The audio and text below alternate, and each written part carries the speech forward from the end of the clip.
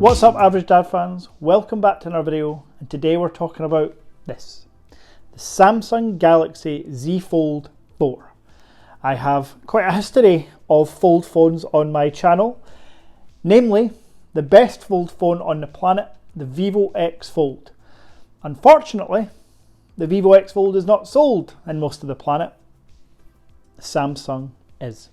So I'm going to review the Samsung Z Fold 4, compare it to the Vivo X Fold, talk about all its benefits, negatives, features, mainly just on a first impression basis. I have to be honest, I've only had the device for a couple of hours, so my long-term and real review will drop later. But for all you Vivo X Fold fanboys out there, me being one of the biggest ones, I thought it'd be interesting to see exactly what we're missing out on with the Samsung. And also, £1,650 for the 256GB variant. Let's go.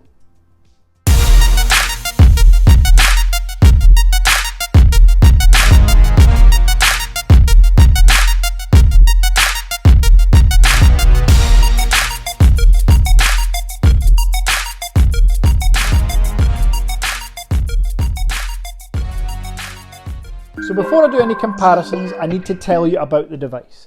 The Z Fold 4 has a 6.5-inch outer display running at 120Hz, and it is slightly wider than the Z Fold 3, but narrower than the X Fold. Sorry, I said I wouldn't compare.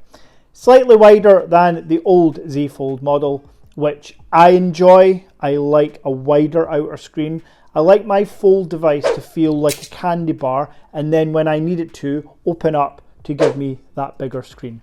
Now the inside screen is 7.6 inches diagonally, is super thin, around about 9mm I believe, 9 or 10mm, which is super thin, and when folded we're looking, well, funnily enough, around double that, around 20mm folded.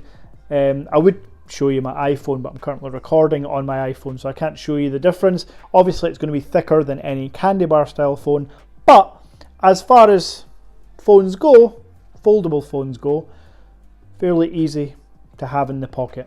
And it is, as mentioned, slightly shorter than last year at 4 inches actually for this one.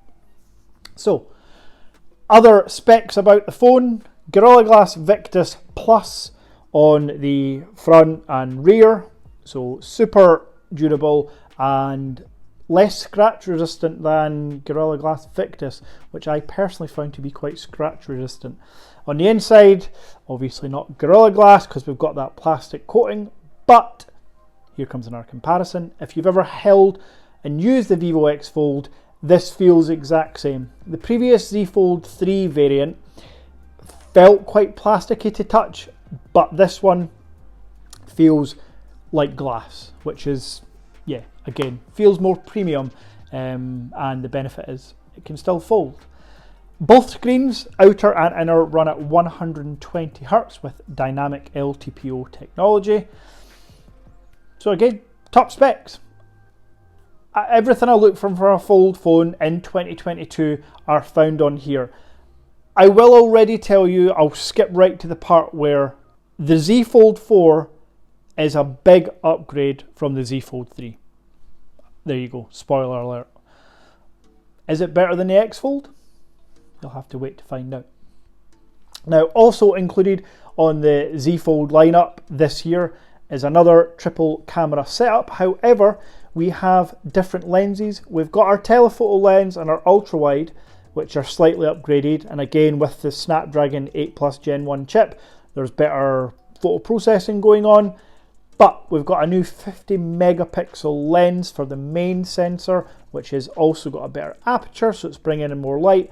And I'll say it right now, the main camera produces some of the best photos I've seen on a smartphone, let alone a foldable smartphone.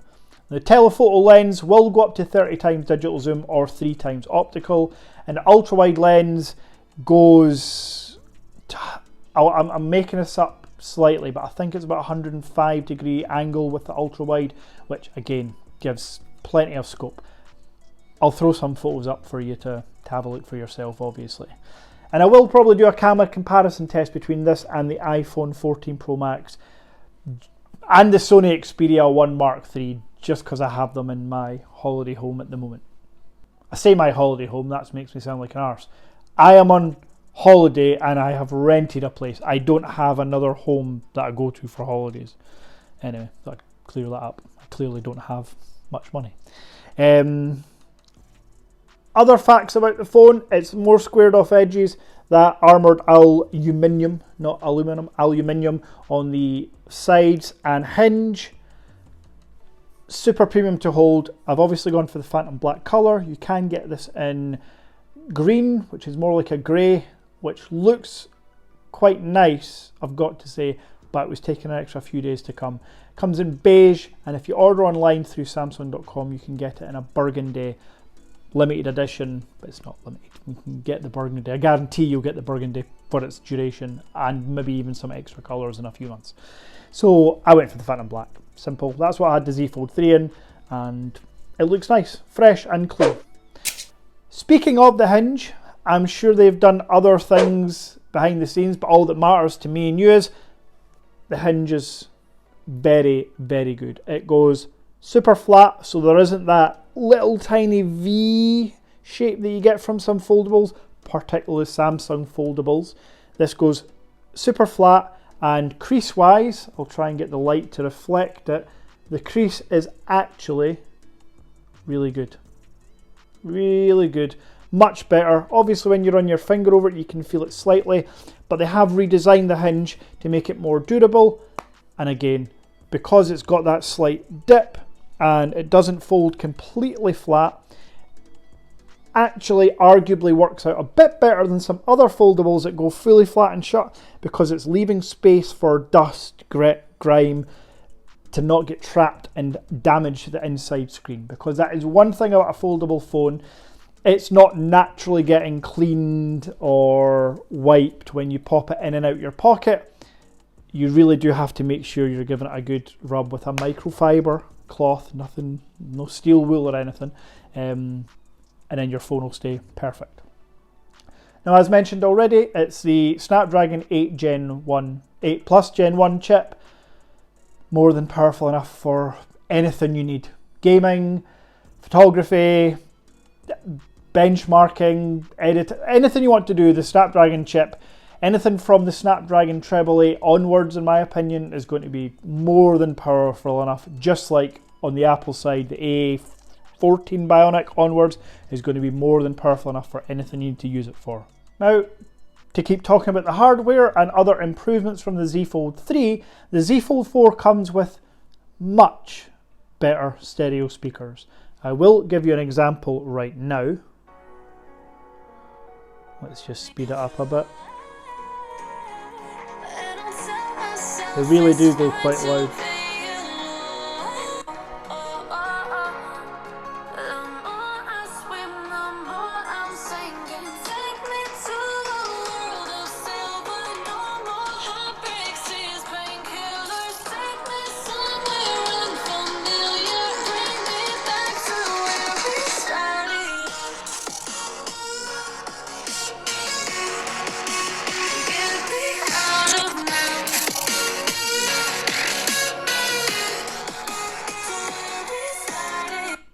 Told you.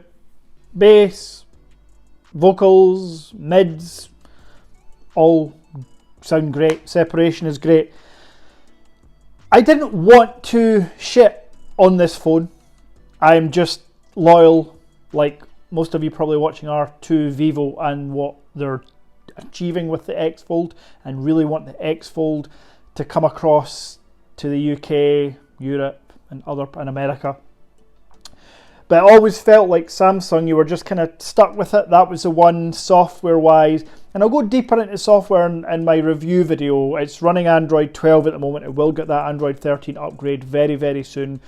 Samsung and Google work quite closely together on most things. It's got all your usual Samsung decks. Every Samsung feature you can imagine running on that fast Snapdragon chip. But as far as software on other foldables like the Mate X2, the Vivo X Fold, the Oppo Find N.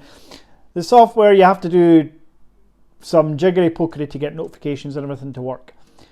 So you always felt like you were just settling for the Samsung because it was the easiest one. With the Z Fold 4, just my first impressions, you're no longer settling.